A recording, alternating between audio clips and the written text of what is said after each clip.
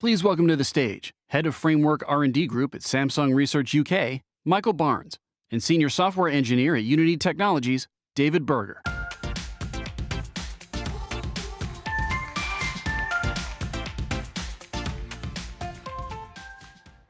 Good afternoon, everyone. My name is Michael Barnes. I head up the game ecosystem team at Samsung Research UK. Today, we're going to be talking about Samsung Galaxy game collaborations, how we can help game developers achieve more performance. I will also talk to you about adaptive performance and how you can make use of flex mode in the Unity engine. We will also look at some of the code labs we have running today as well. So let's first start by talking about the Galaxy Game Task Force. We have a long history of working with some of the biggest game companies in the world to make Samsung the best choice for mobile gaming. This vision of the Game Task Force is to bring gamers the best devices, the best experience, and the best opportunity for those games to be found and enjoyed by players. We do this by providing a three-way collaboration with game studios and game engines. This provides a robust end-to-end collaboration process. This allows Samsung to support game developers from early stages of development all the way through to the release of their game. These support offerings include hardware and software mobile device support, performance optimizations, game contents improvements, engine optimizations, and even adding new features like mobile ray tracing.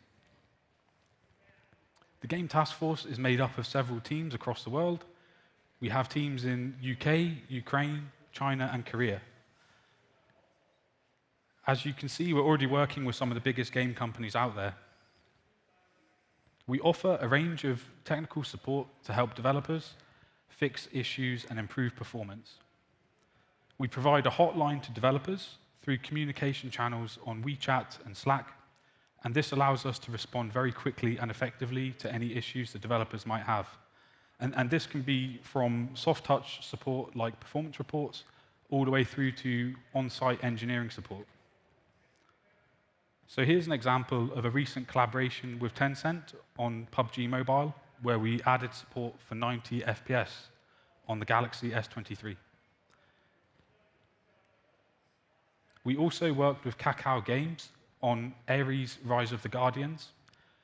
Here we were able to help increase performance with Vulkan optimizations, and Google were able to add support for adaptive performance to maintain consistent high frame rates. We also provide analysis reports on performance, rendering, crash trend analysis, and even Perfetto analysis. So this has helped many developers identify issues early and fix them. So we've talked a lot about the Game Task Force and how we're working with developers. Now let's talk about the remote test lab. So an issue developers can have is providing enough devices to test their games on high, mid, and low range. And it can also cost a lot of money, and sometimes it can be hard to even source devices in certain regions. But Samsung have a remote test lab where they're able to remotely access these devices. This can be hundreds of real devices across the world, and you can be set up and running in less than 60 seconds. So it couldn't be easier. It saves the developers time and money, and all you need is your Samsung ID, and then you're good to go.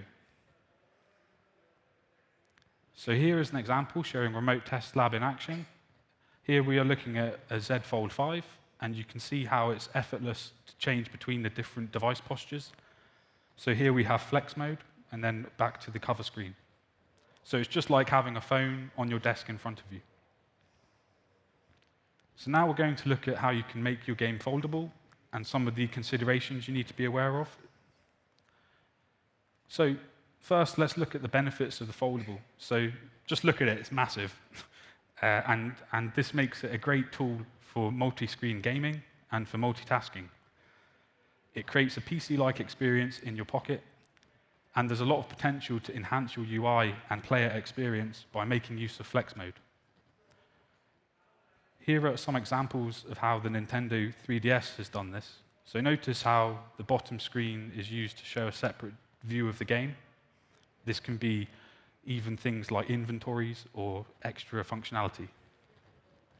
But despite all of this, we're still seeing this feature being underutilized by game developers, so we'd really like to encourage you to make more use of this.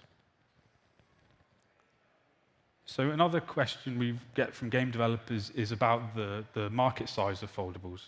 So as you can see here, it's growing very rapidly, and we're seeing more and more major phone vendors releasing foldable devices. So this is driving mainstream adoption, and it's showing that foldables are here to stay.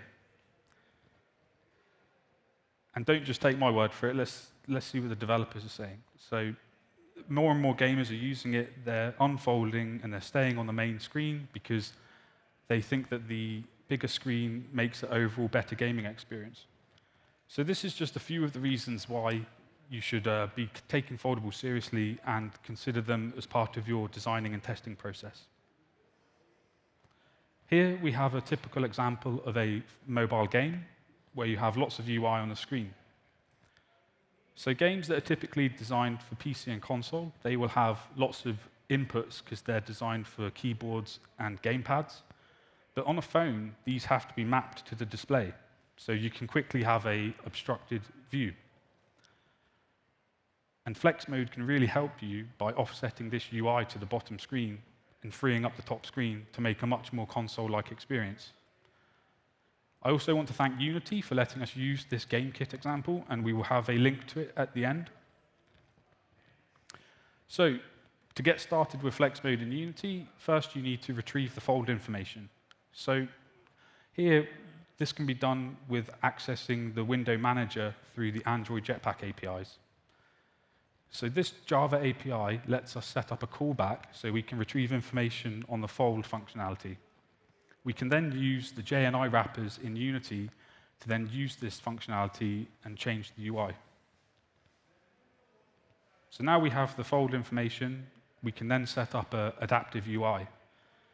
So here we have two UI layouts. The first one is a simple UI layout where you would simply scale down the UI canvas in Unity. So whilst this is quick, it doesn't work that well if you have a very cluttered UI, as the UI elements do not move, so you can have overlap. This is where we would recommend a multi-UI layout. For this, you would have the main UI, and then you would create a Flex Mode UI, and then you'd simply toggle between the two when you go into Flex Mode. So you can see that in this example here. This one is great because you can add new functionality. You could enhance your mini-map or your inventory. You can move the UI around, and you have a lot of control. But it takes a bit more time to set this one up. So to summarize, Flex Mode allows you to free up the playable area to create a more console-like experience. It allows you to enhance your UI by creating other variations, and it gives the player more freedom to play the phone in whatever device posture they prefer. We're just going to look at some of the common issues we see with foldables as well when they're not set up correctly. So one of the main issues we see is lack of consideration for app continuity.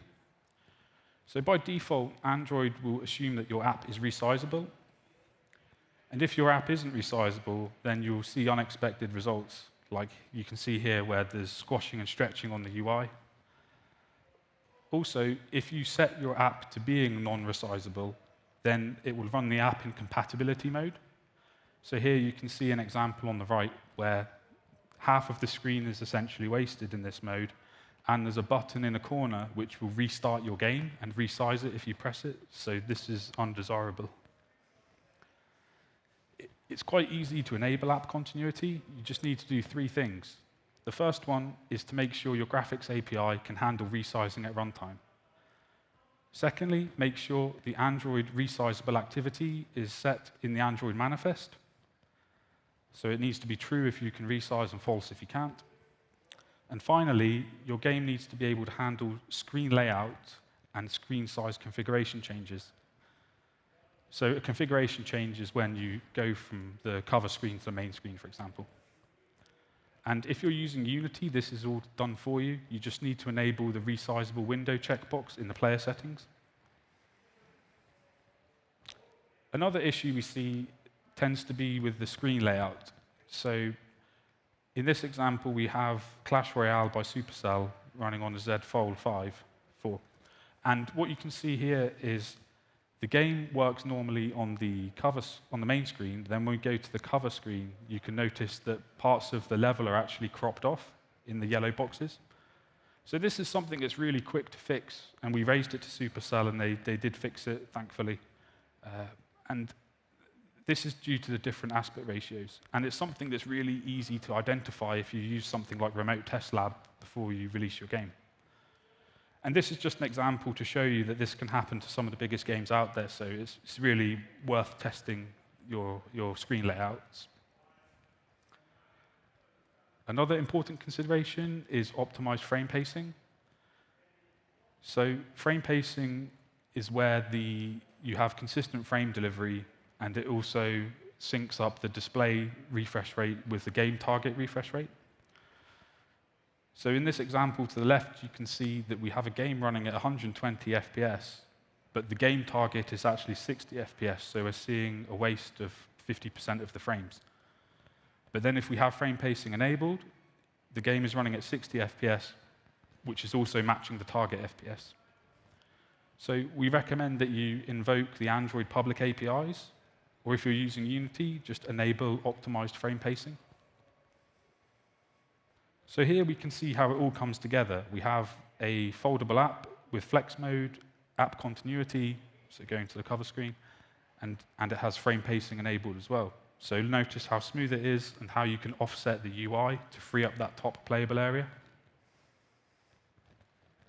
So we really encourage you to give this a go. We have lots of resources on the Samsung developer site, the Android developers website, and the Unity developers website. So there's plenty of stuff to get you going, and don't forget to test your games with Remote Test Lab as well. And I will now hand you over to David Berger, and he will talk to you about how you can enable adaptive performance. Thank you.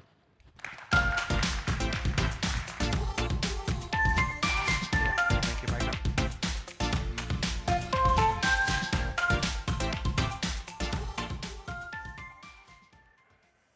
Thank you, Michael, and hi, everyone. I'm David Berger, Senior Software Engineer at Unity Technologies, and I'm glad to be here today presenting to you our latest development in adaptive performance. I'm going to talk to you about adaptive performance and how it's utilizing the Galaxy Game SDK and the Android Dynamic Performance Framework to extend its reach on Android devices. I'm currently working on the platforms teams as engineer on improving Unity's engine performance.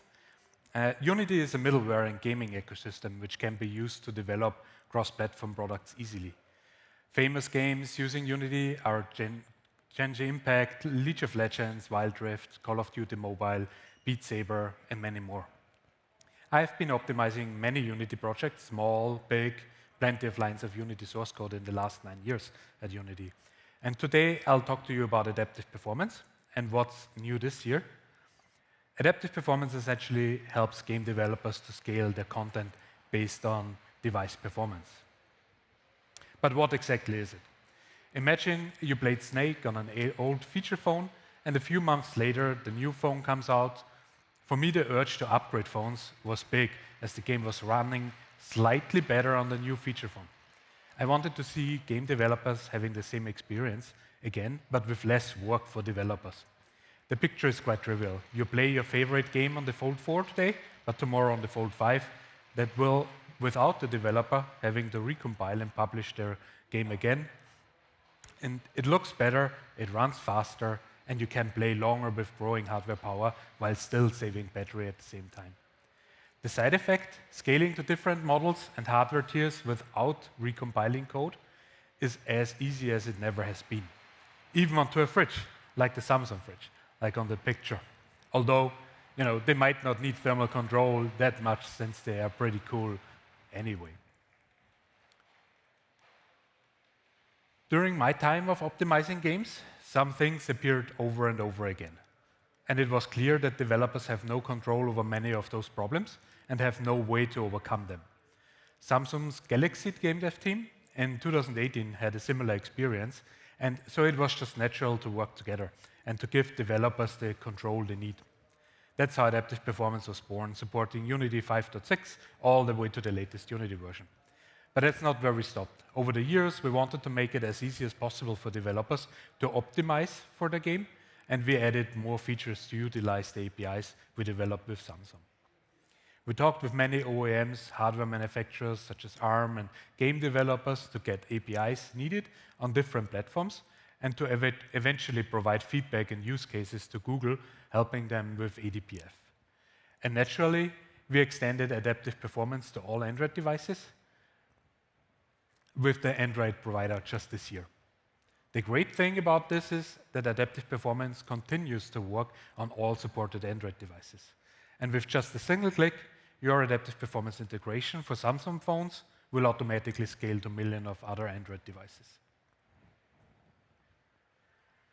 So first, the biggest problem on mobile devices, we have several constraints, no active cooling systems like on PCs and consoles, and that means on mobile, the device prevents high temperatures by regulating itself. To run a high-spec game on mobile, high CPU, GPU frequency is required, and using a high core frequency for performance will increase the device temperature.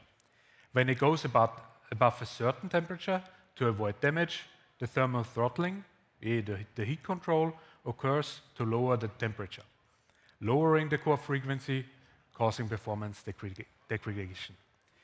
So immediately after throttling occurs, the core frequency is gradually lowered, which causes lower FPS.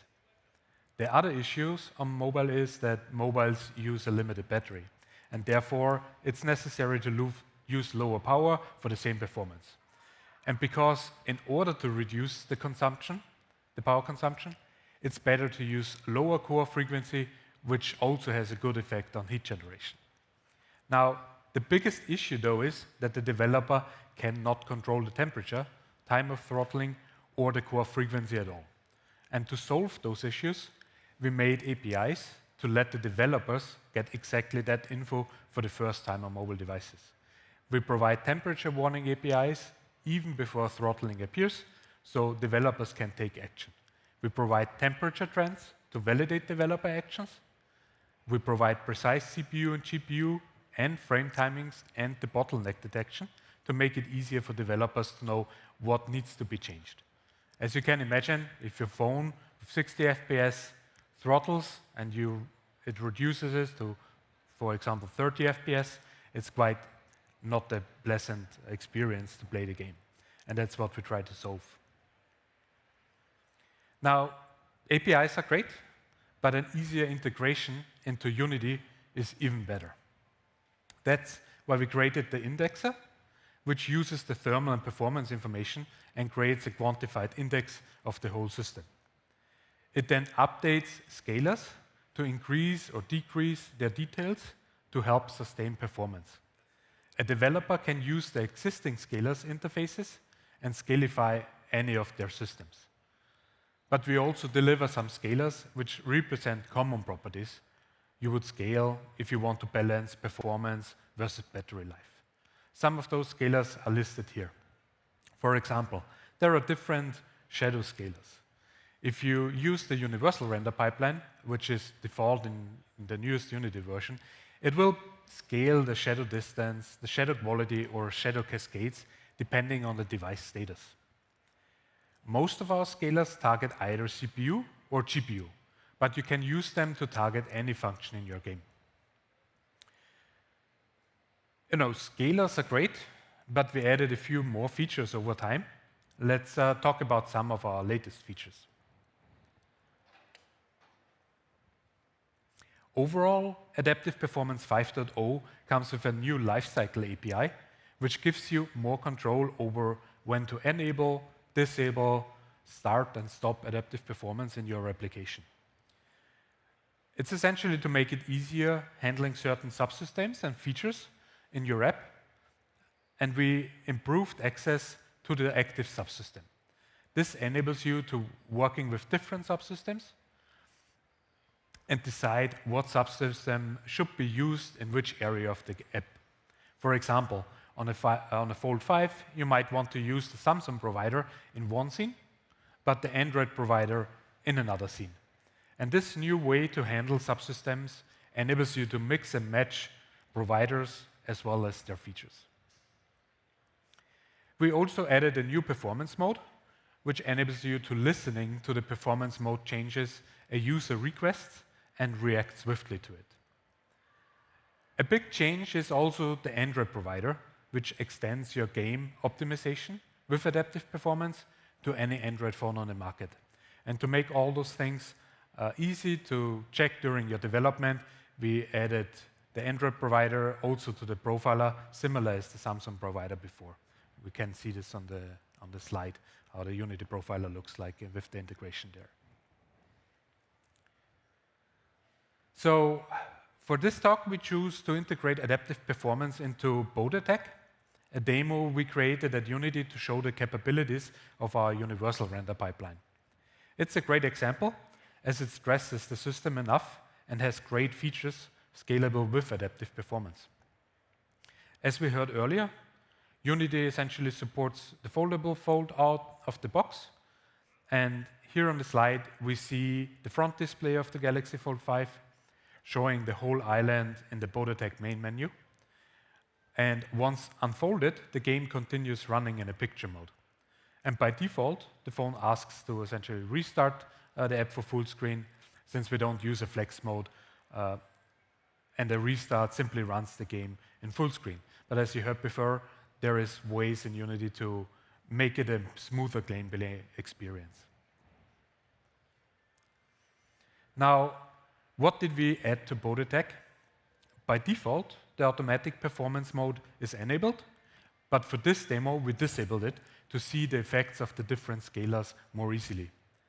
When starting a game session, the game starts boost mode, which gives us additional resources to start with a higher frame rate and reduce the load time. And to keep the frame rate consistent, we choose a frame rate range in between 60 and 15 FPS. The resolution is between 100 and 10%, while 10% is very low, and in fact, it does not ever reach it, as we reach the target frame rate way before reducing quality this much. And the rest of the scalars have the default value. So it's pretty much out of the box what adaptive performance delivers. Additionally to all those scalars, we also utilize visual scripting to bring emergency relief to the demo. When throttling is imminent, we disable all particle effects, for example, effects such as water wave splashing, paraglider trails, and boat engine smoke. And every time there is a thermal warning, we iterate over them and stop the particle system or restart it again. This either saves performance or enables the full range of the visual effects.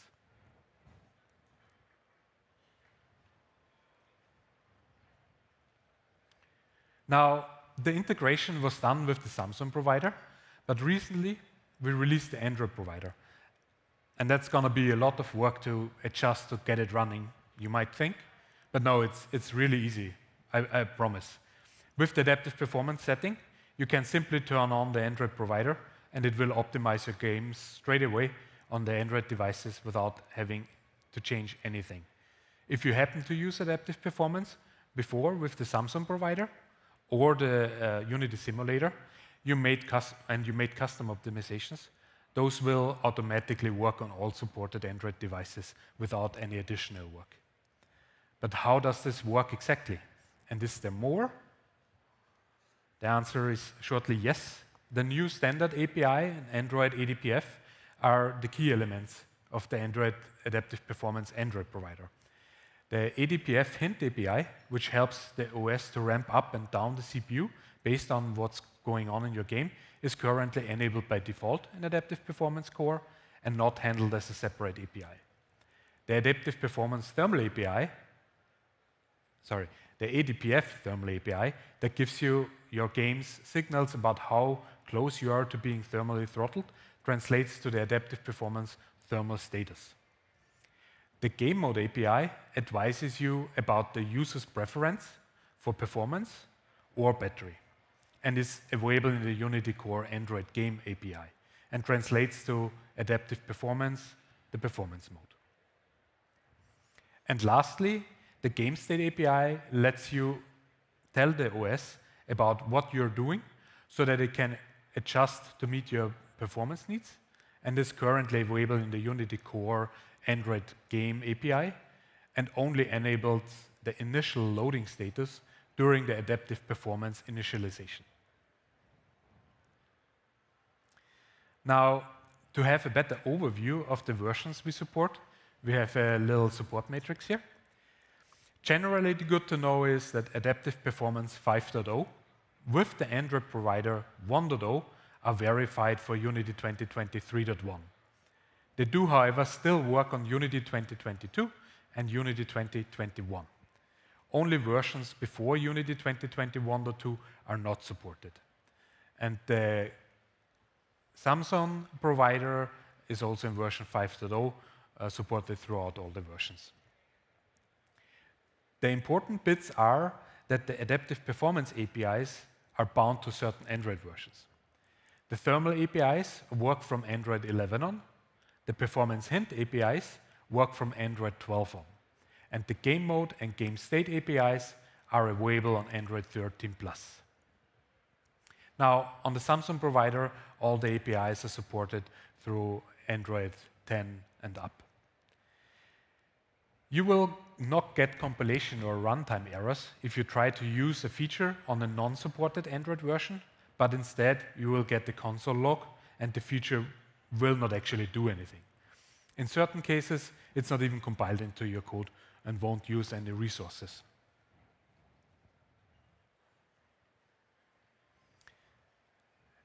And talking about resources, we have plenty of resources about the tech available. So I hope you see it's pretty exciting technology. And please check out the documentation. Look at our resources additionally to the official documentation, which can be quite helpful. We have an ebook about optimization of mobile games and some blog posts about detailing on how to use adaptive performance. Also, feel free to pass by our forum and give us feedback. I'll be available after the talk as well to talk about adaptive performance and generally about Unity. So please come over and have a chat with me. And on that note, I just wanted to plug our Code Lab session that will be running all day. We have essentially 2 Code Lab sessions on optimizing Unity game performance with adaptive performance and implementing the flex mode into a Unity game. Michael and I will stick around in case you have any questions. Thank you so much and have a great SDC. Please welcome to the stage software engineer at System Platform R&D Group at Samsung Electronics, Dongmin Chua.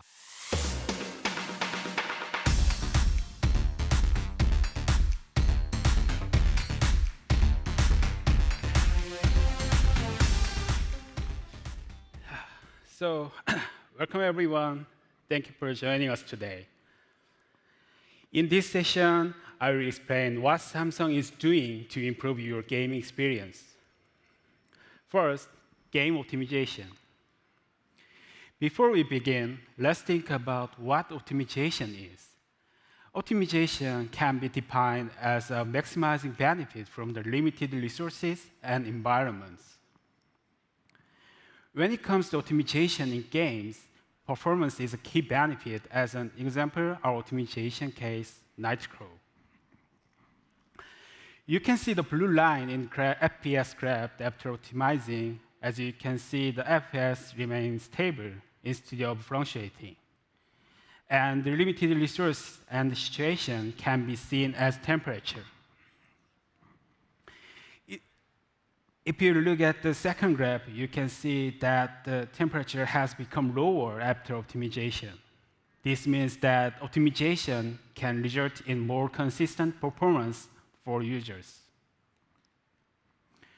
Our GPU DevTech team has been dedicatedly working since 2016 to bring users the best gaming experience by optimizing games. In addition, we achieve advanced graphic quality through the early adoption of technologies like ray tracing. In this session, I'd like to share our optimization work and what we've done to achieve advanced graphic quality. Game optimization can be divided into two categories: optimization for the game and optimization for the game engine and optimization for the game contents. Game engine optimization involves using the latest graphics technology to maximize device resources. To optimize game contents, game companies must modify resources used in the game. GPU DevTech team use tools like RenderDoc to deliver reports that analyze the impact on the game performance. Before diving into optimized game engine, it is important to optimize game contents first. This includes what is displayed on the screen during the gameplay, and it is a key target for optimizations. Here is the first case. When rendering a small or distant object, it's important to consider their polygon count. If an object has too many polygons, it can negatively impact on performance. To address this issue, there are two possible solutions. First, for objects that are not critical to gameplay, it may be necessary to replace them with simpler models. Second, for objects that are far away and appear small on the screen, it's possible to use a technique called level of detail to reduce the number of polygons rendered. This can improve performance by reducing the resources needed to draw distance object.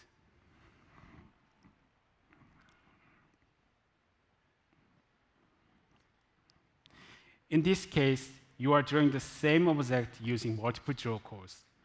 Reducing draw call, if possible, help performance. Try using instancing when drawing the same object multiple times. It can be made with one draw call. For example, when drawing background objects such as trees or grass, instancing can significantly reduce the communication overhead between the CPU and GPU.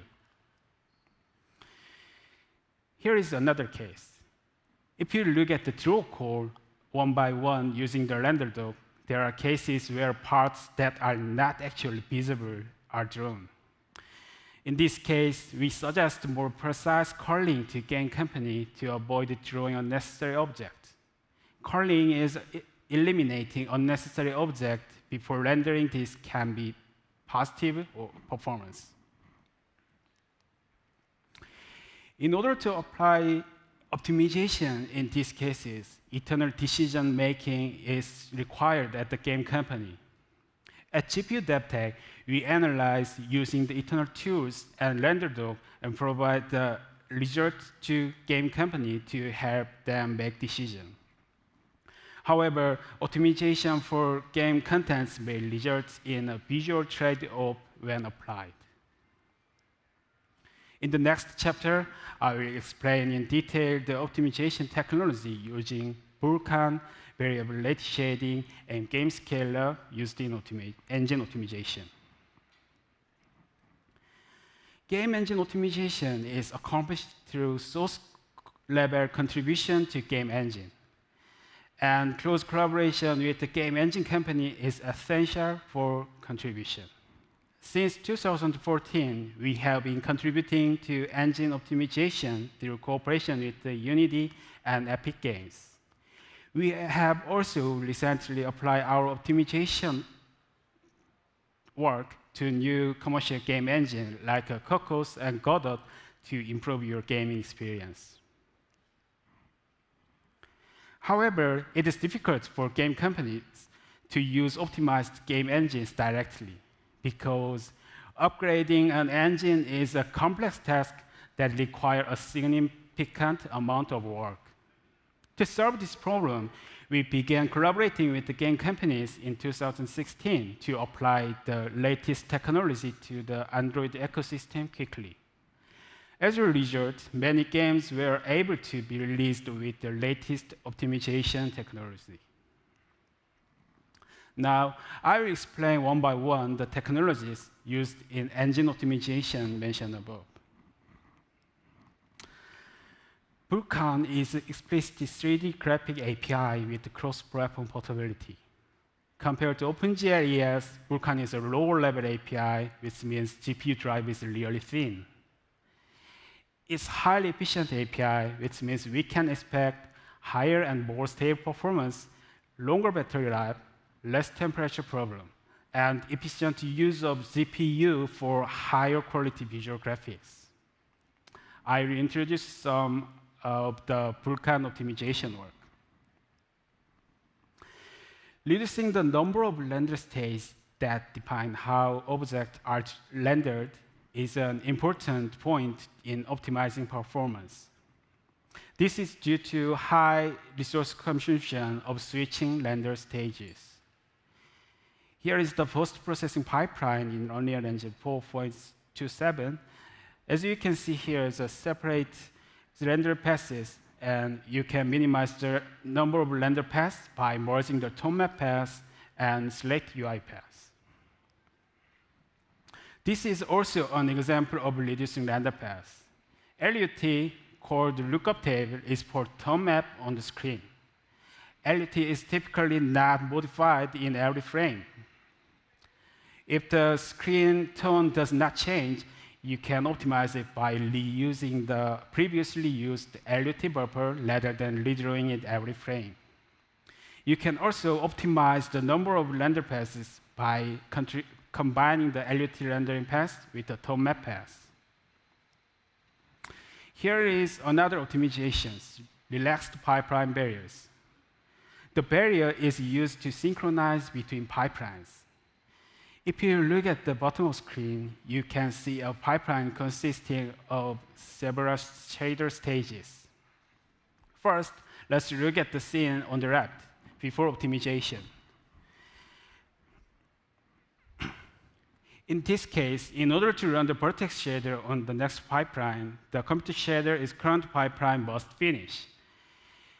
On the right side, this is optimized so that even if the computer shader of the current pipeline is not finished, the vertex shader and geometry shader, which are not steps unrelated to previous pipeline, can be executed first.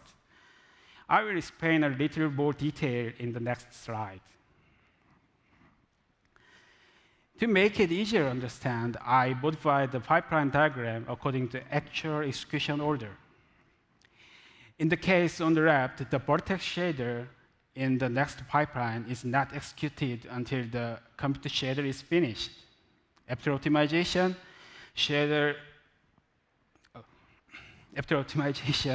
GPU can run vertex shader even if the previous computer shader pipeline has not finished. As shown in the picture, the part where synchronization between pipeline is blocked by a barrier is called a bubble. One of the main goals of Vulkan optimization is minimize overhead caused by bubbles. Let's talk about shader optimization. A shader is a small program that runs on the GPU. But due to characteristics of the GPU, it operates a little differently than other code. Here's an optimization that picks it to block unnecessary operation before branching. However, this kind of optimization does not work in a GPU, where multiple threads run together. If you look at the picture below, you can see the if part and else part are executed together and discard the unnecessary part. To increase efficiency, it's recommended to create two separate pipelines for if part and else part. You can use a specialization constant to optimize by creating different pipelines depending on the conditional statements entire into the shader code. Looking at the performance difference before and after applying the specialization constant, there is an increase about 1.6 frames per second. Up to this point, we have briefly looked at the Vulkan optimization technique. Next is VRS. VRS means variable rate shading. It allows the GPU to use varying amount of shading rate within the same frame to render different parts of the images. When you see the picture on the left, it shows the way to decide the shading rate for each part in the scene. More important part can be drawn the higher rate and less important part can be drawn at the lower rate. So we can get better performance by using those lower shading rates. VRS has two categories, Tier 1 and Tier 2. Tier 1 determines shading rate on the pipeline biases, while Tier 2 allows shading rate on the primitive bias. Tier 2 is more efficient because it can be applied more flexibly. Here is a performance comparison by shading rate. You can see the GPU usage may vary depending on the rate. Performance can be improved by applying the shading rate according to the characteristics of the object drawn on the scene. After introducing one more advanced graphic technology, I will explain an example applied on actual games. Let's talk about Game Scaler, a technology used to optimize graphics. Rendering a small screen first and then increasing its size can provide better performance than rendering a high-resolution screen directly. However, this may reduce the screen quality in order to scale up while maintaining quality. We are optimized by applying techniques such as FSR or TAAU. First, let's talk about version 1 of FSR. To put it simply, FSR 1 uses filters. A filter is used to reduce the screen degradation that occurred in the process of the scaling of small rendered images to fit the screen size, like edge adaptive spatial upsampling and lobster construct adaptive sharpening. And this is about FSR 2. This most significant difference between FSR 2 and FSR 1 is the FSR 2 used previously rendered result for the new rendering, resulting in better quality improvements. In contrast, FSR 1 only uses filters. Here is real optimization example for the PUBG Mobile. This is VRS example. When you're looking at the screen, can you tell where the shading rate is applied? In fact, this is an area that improves the performance without affecting screen quality. So let's find out how much has been improved and where it has been really applied. The part where VRS actually applied in the sky area, as can be seen in the render to capture. And when VRS turned on, you can see that although the performance improves by about 1 frame per second, and GPU utilization is decreased by about 8% point. Now let's look at another game example. This is an example directly applied to our optimization work games called Nightclaw. Can you feel the difference before and after applying FSR? It's almost undetectable to the eyes. Now let's see how much performance is improved. When you check the FPS, there is 4 FPS increase observed, and you can see the delta between FSR and original. Even though there is an increase of 4 frames per second, the actual difference in quality can be found only using a tool. Let's see another case. It's from RS, and its optimization case is similar to previous case, and let's see the performance. When optimizing game, it's important to measuring not only frame per second, but also GPU utilization. You can see that GPU utilization decreased by about 10% after applying FSR, which means it helps gamers have a consistent gaming experience. So far, we have explained the game optimization method and the latest technology being applied by GPU DevTech. Now, let's talk about ray tracing. In this chapter, I will first explain the differences between ray tracing and existing rendering method, rasterization. Before talking about ray tracing, let's talk about rasterization technique. Rasterization is convert 3D object into a 2D representation by determining which polygons are visible on the screen and shading those visible polygons. This way is generally faster because it only considers visible objects. But shadow and reflections are not good quality as ray tracing. Ray tracing is a method of providing more realistic graphics by simulating the actual movement of light. Ray tracing is to simulate the path of the light laid through a scene, and light departs from each pixel on the screen, and the light determines whether an object has been hit, and then calculate the light interactions with that object. Typically, ray tracing is slow due to the comprehensive calculation of the light paths and interactions. But the quality of shadow and reflection are way better than rasterization. Here is some shadow comparison between the rasterization and ray tracing. This is a comparison of a screenshot that scaled up the area where the shadow appears and jagged appear to occur in the rasterized scene. This jagged occurred because a shadow map is used when drawing a shadow in the rasterization. In the case of ray tracing, because it implements the actual movement of light, the jagged does not occur even when the screen is scaled up.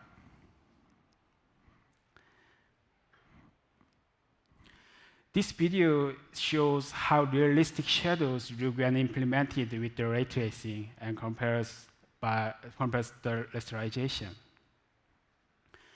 If you look at the shadow part, you can see that it improves naturally according to the movement of fire and human movement.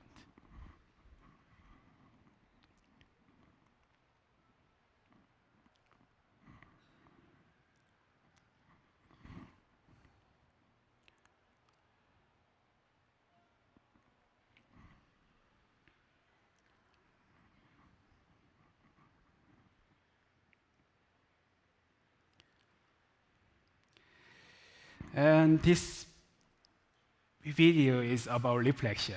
If you look at the background reflected on the vehicle or the sign reflected on the water, you can see the express is very realistic.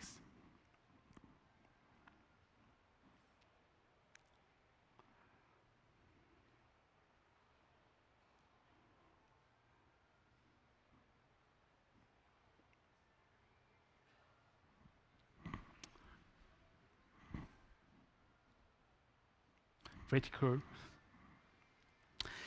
Ray tracing requires a lot of computational calculation to simulate the actual movement of light. So additional optimization is essential. By optimizing the ray tracing demo APK using the FSR explained earlier, we were able to achieve 37 frames per second using ray tracing in the mobile environments. Okay, let's talk about GPUWatch. When collaborating with the developers to improve the gaming experience, they always mention the need for the development tool in a mobile environment.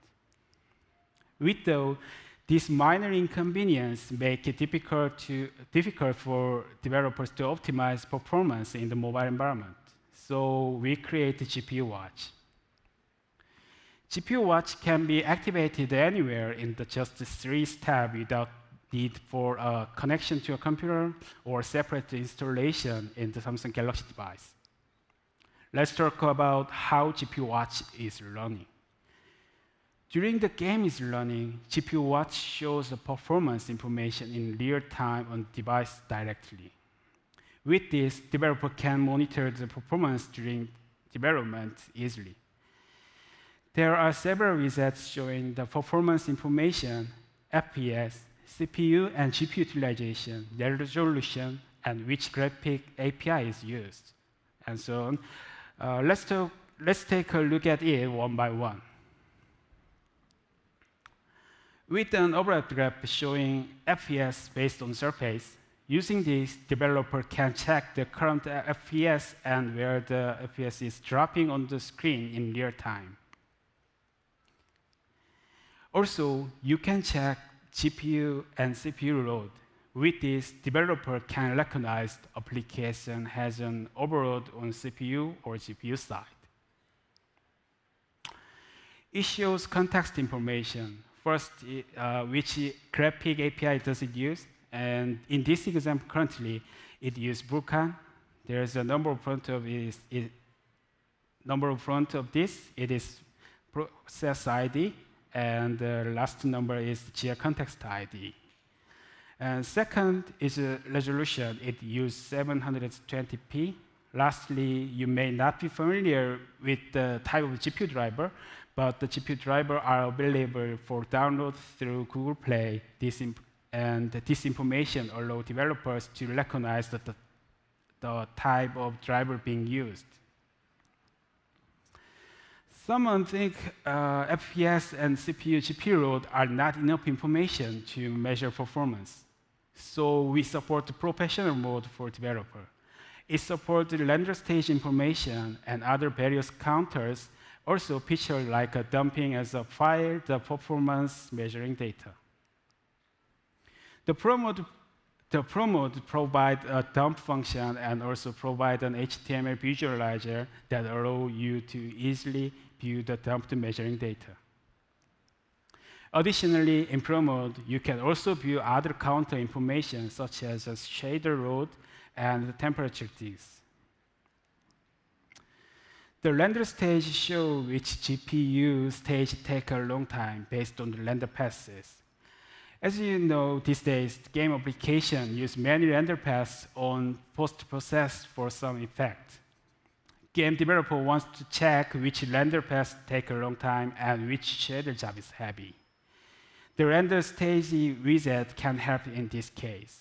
It shows 7 render passes running time, and each render pass is displayed sorted by execution time. In this render path shows the second render path, and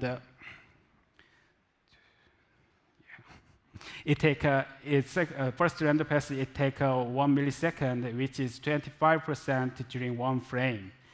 Most of job is binning, and it takes 80%, 81%. If we optimize binning task for this render path, we can get better performance. Pro mode also provides locking CPU and GPU clock to specific frequencies. This function is very useful when measuring performance before and after optimization. GPUWatch Pro mode is provided to developers who have an NDA contract with Samsung, and is already being used by developers in Korea, as well as game companies such as Tencent, NetEase, and Supercell. If you want, you can contact us here. That's all for this session. I covered a lot of contents, including game optimization techniques and ray tracing. I hope this will be helpful to your game, helpful to you in some ways. Thank you.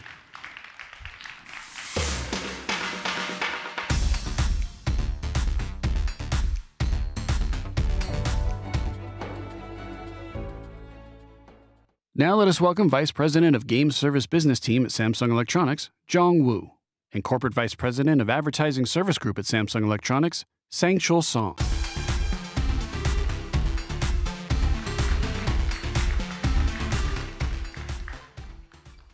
Hey, everybody. It's great to see all of you here.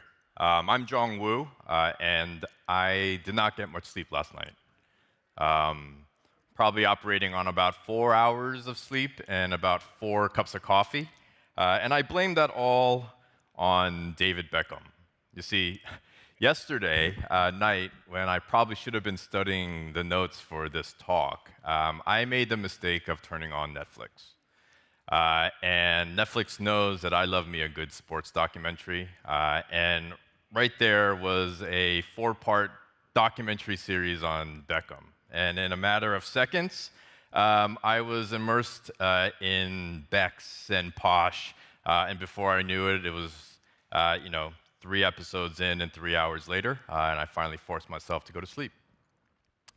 And what got me thinking was, wouldn't it be really awesome if we could do that with mobile games, right? That we could actually harness and capture a user's interest and actually bring them and immerse them immediately, instantly, into the worlds that you guys create as mobile game publishers and developers. You know, the worlds, the characters, the battles, the puzzles, being able to bring them all in instantly. That kind of platform and service for mobile games doesn't exist today. Well, at least until today. And so that's what I wanted to come and talk to all of you about. We here at Samsung, we get the opportunity to talk to a lot of game developers and publishers. We work very closely with them. And when we talk to them about the challenges that they face in their business, there's always a consistent theme that comes out. And that really is around user acquisition, right? Scaling a mobile game is increasingly difficult and costly. And if we double tap into that, platform changes, particularly around data privacy, is just making user acquisition that much more difficult.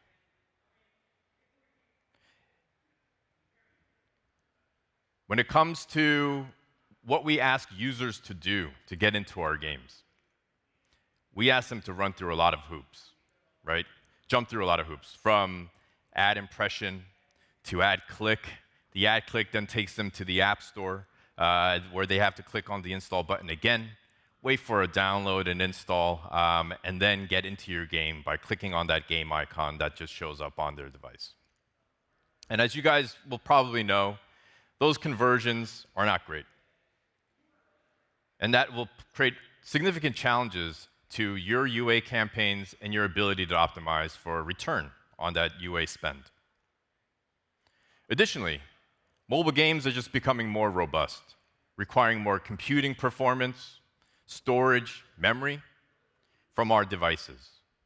And this creates a trade-off between keeping the game experience fidelity of your games and the size of the potential audience, the audience scale, essentially limiting access of your games to millions of potential players. And finally, organic visits to app stores are continuously in decline. In fact, a large bulk of the traffic that is going to app stores today are primarily being driven by your advertising dollars. And that makes organic discovery of games through non-advertising channels very difficult to find. And we know that organic installs are highly valuable, not only because they are free in terms of cost, but we know that the organic players who come inside of your games tend to be the most engaged and the most valuable inside of your game. So given all of these problems at Samsung, we are looking to redefine mobile game distribution on our devices with the introduction of our Android native cloud gaming platform. So just as services as Spotify and Netflix have disrupted how consumers consume music and movies today, our vision here at Samsung is to disrupt the current distribution model and bring the fun and excitement of discovering and playing mobile games back to our users, all without the download.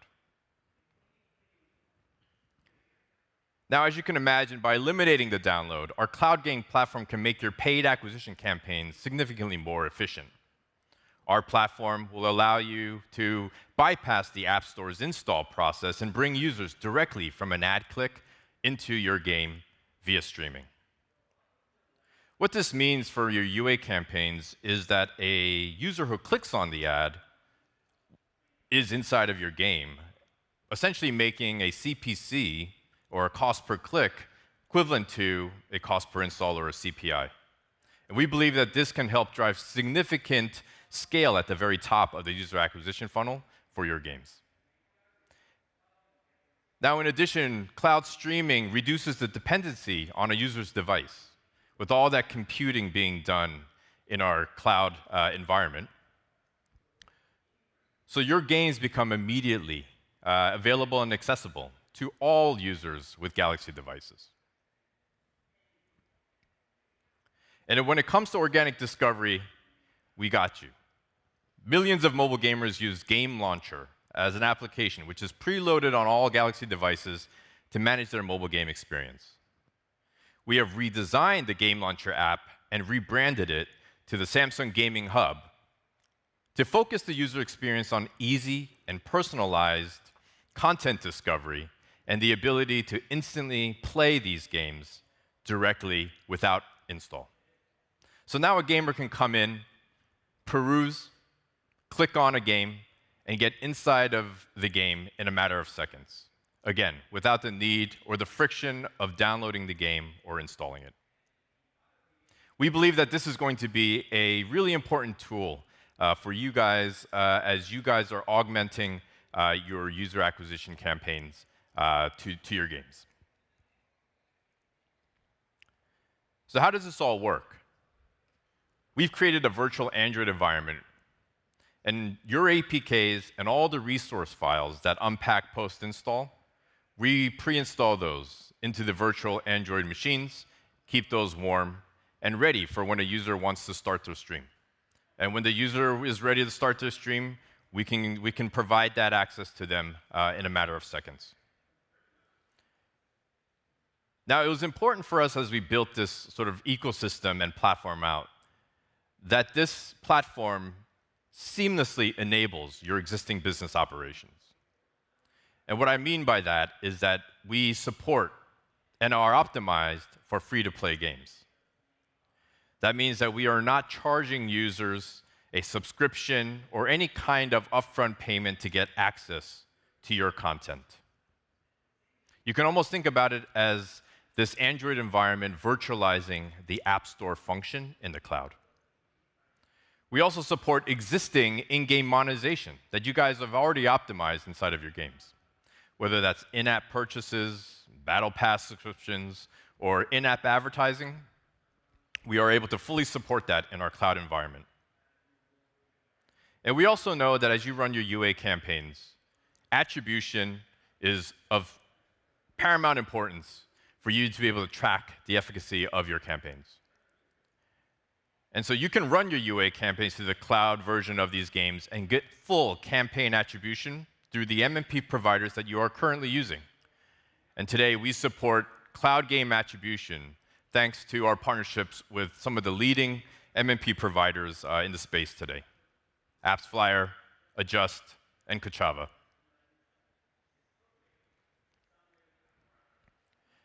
Now, one of the biggest questions that we get when we talk about cloud gaming with users as well as game publishers is, how does it perform?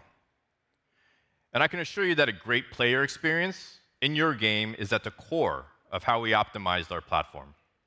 So we've stress tested our platform to deliver a reliable and high-fidelity gameplay experience across all devices and network connections. Our proprietary orchestration layer also adjusts bandwidth in real time when network connection is inconsistent to deliver optimal gameplay. So where are we now? We are readying the platform for launch. We have been in beta for the better part of a year now, and we are getting ready to launch in the first quarter of 2024. And we invite you to connect with us to learn more about our cloud gaming platform and how you, as game developers and publishers, can be part of our beta. And to that end, we'd like to invite you to join us after this session to learn about the technical integrations into our cloud gaming platform. It'll be starting at 5:10 later today in the tech session room number 1. I think that's like right behind sort of the main exhibit here. We have our lead engineering teams from Korea who built this platform from the ground up to talk to you about the technical requirements, integrations, and answer any questions that you guys might have. Thanks very much. And now I want to hand this over to Sang Song, VP of Mobile Advertising, who'll provide you some details around what Samsung Ads can do to help better optimize your campaigns to our cloud environment. Thanks very much.